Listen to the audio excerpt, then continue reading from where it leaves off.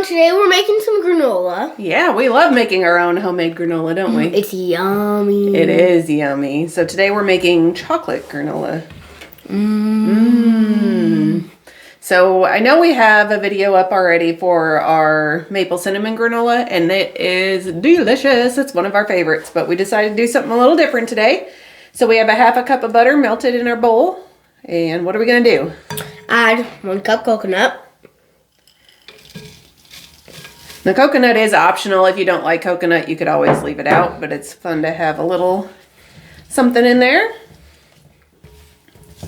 Okay. You could also exchange that for nuts or whatever you like, but we're going to add a little vanilla, about a teaspoon or so.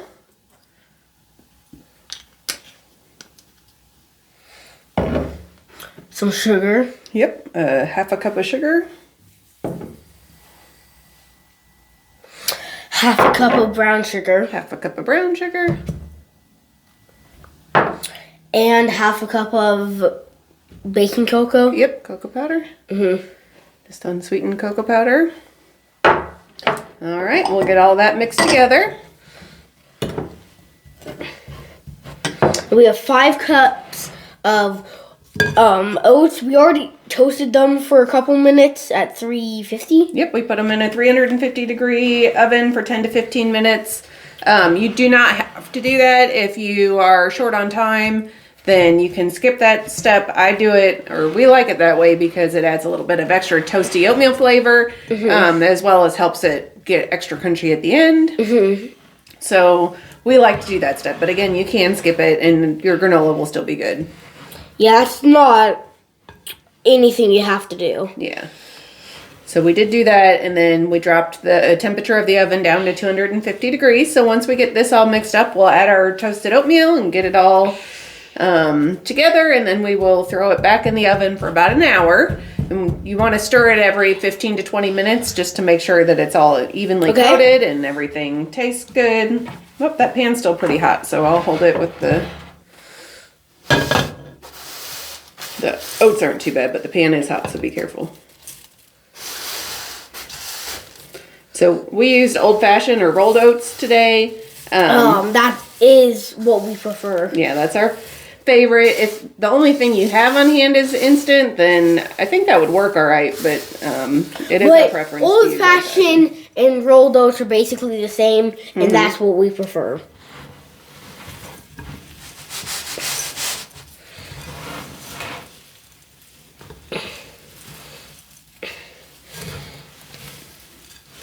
I can smell the toasted granola.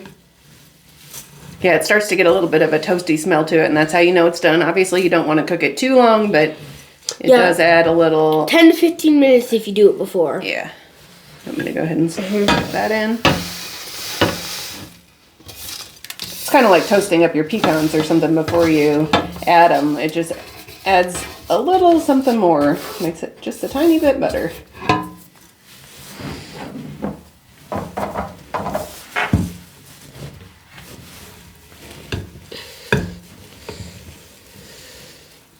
And then you can eat your granola then as a cereal if you want. Just put it in a bowl with some milk. We usually like to serve it with yogurt. Yeah, I love it with yogurt. That's why we are making it. He's been craving some yogurt and granola. Wait. So if it's not completely perfectly coated the first try, it will everything will kind of get warm and gooey, and then you can stir it after 10 to 15 minutes in the oven, and it should help you get the rest of it coated. But ideally, you get it most of the way taken care of now. Now, yeah. Couldn't you really just kind of just put it on top of... Like, couldn't you bake the oats for a couple minutes, then mix this together and put it on top and then bake it and then stir it every once in a while? You probably could. But we do it this way.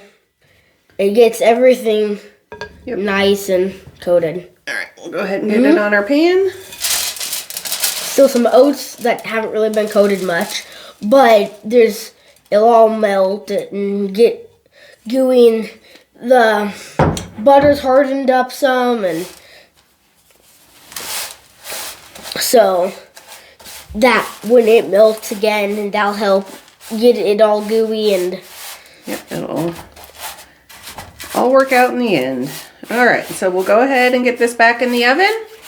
We'll bake it for about an hour and then let it cool some, and then we'll be back to show you what it looks like when it's done. so about every 10 to 15 minutes we will stir it. Yep. No, 15 to 20. You just need to stir it a few times along the way to make sure everything's kind of evenly mixed and there's not nothing's sticking a lot on the bottom. Yeah, you don't want all the butter and stuff to be in one spot and have some gooey spots. You want it all to be nice and crunchy in the end, so.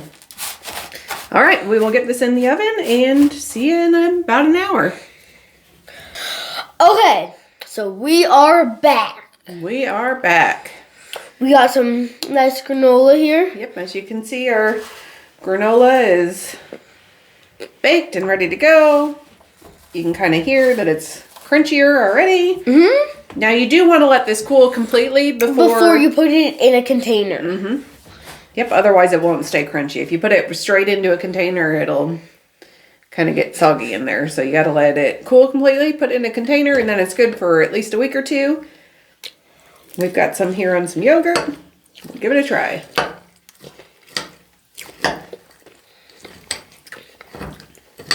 Pretty tasty.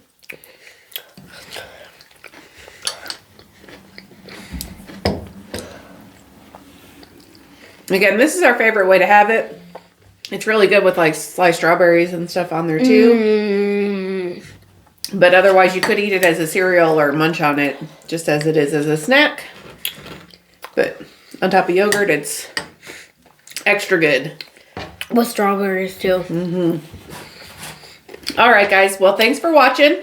I hope that you give this chocolate granola a try. Like I said, we do have some other granola recipes. I know we have at least one other video, and I know I've got at least a couple more recipes on my website. So check those out if you want some other granola kind of ideas. And we will see you next time. Bye. Bye.